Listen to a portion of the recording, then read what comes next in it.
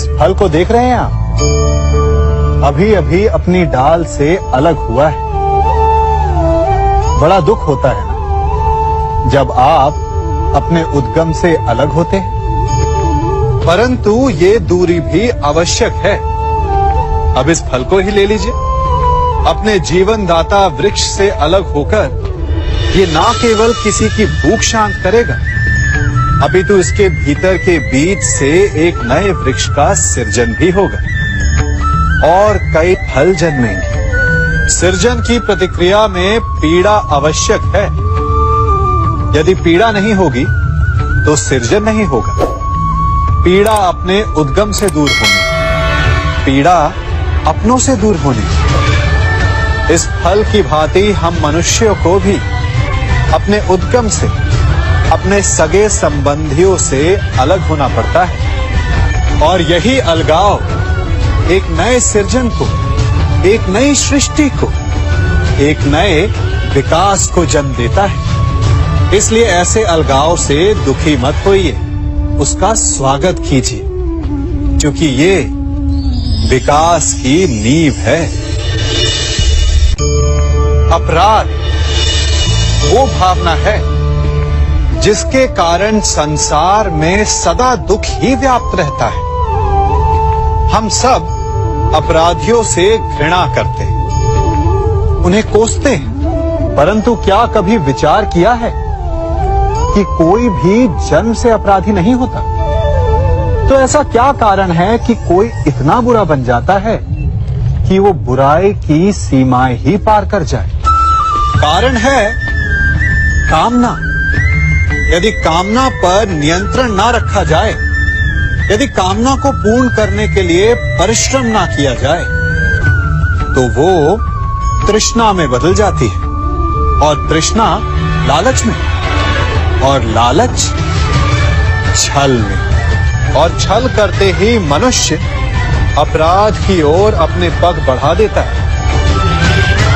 इसलिए ये अत्यंत आवश्यक है कि मन की कामनाओं पर नियंत्रण रहे।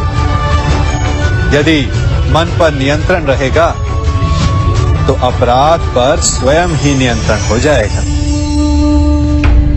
हम सबका मन करता है कि हम जीवन में ऐसे शिखर पर पहुंचे जहां हमसे ऊपर कोई ना हो, जहां हमें कुछ करने की आवश्यकता ना पड़े, है ना?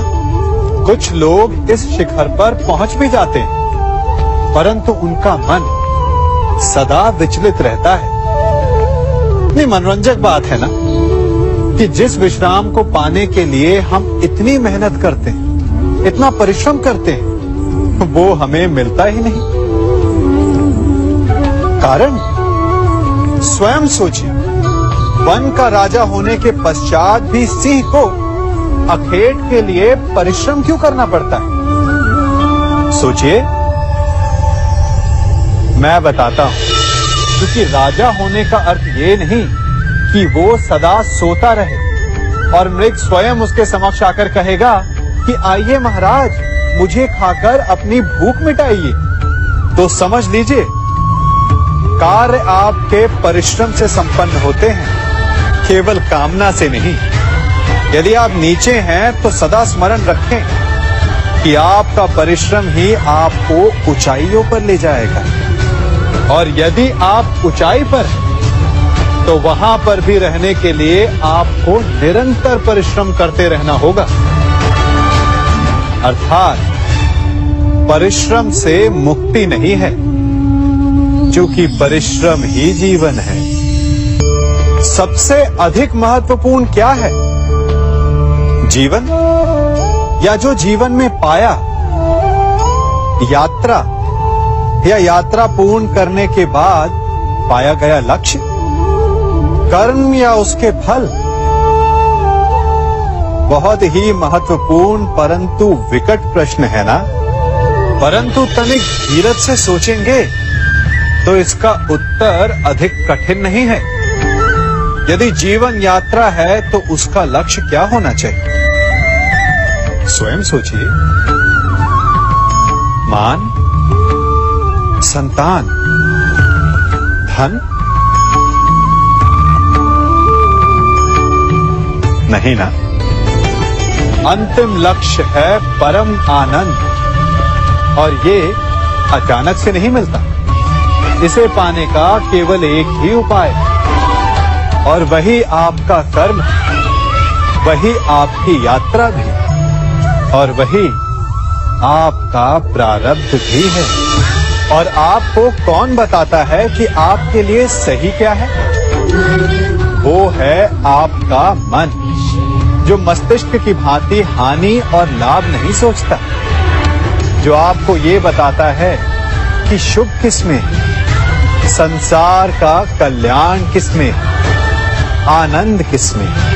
यदि आपका मन संयमित है तो वो आपका सबसे महत्वपूर्ण मार्गदर्शक है, जो आपकी यात्रा, आपका लक्ष्य, आपके कर्म और उसके फलों को सबको शुभ बना सकता है।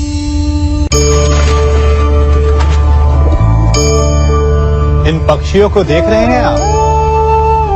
इनका उड़ना वायु में इतना संतुलन मुक्त कर देता है ना?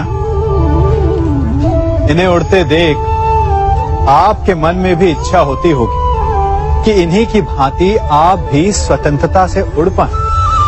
ईर्ष्या होती है ना, जब आप इन्हें खुले आकाश में ऐसे विचरण करते देखते हैं।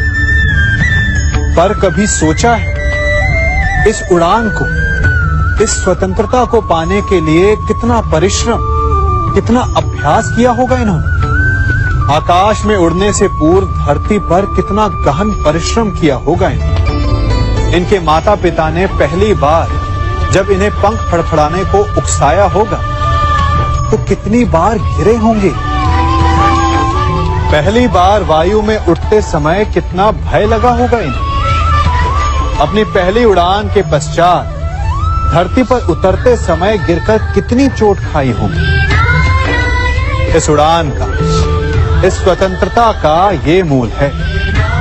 यदि आप ये दे सकते हैं तो अवश्य आप भी इस स्वतंत्रता को पा सकते हैं। इन पक्षियों की भांति ही अपने चारों ओर जब भी आप किसी सफल मनुष्य को देखें तो उससे ईर्ष्या ना करें, उसके परिश्रम और पीड़ा को समझने का प्रयास करें जो उसने यहां तक पहुंचने में पाई है। प्रेरणा लें, प्रयास करें और स्वयं भी सफल हो जाएं।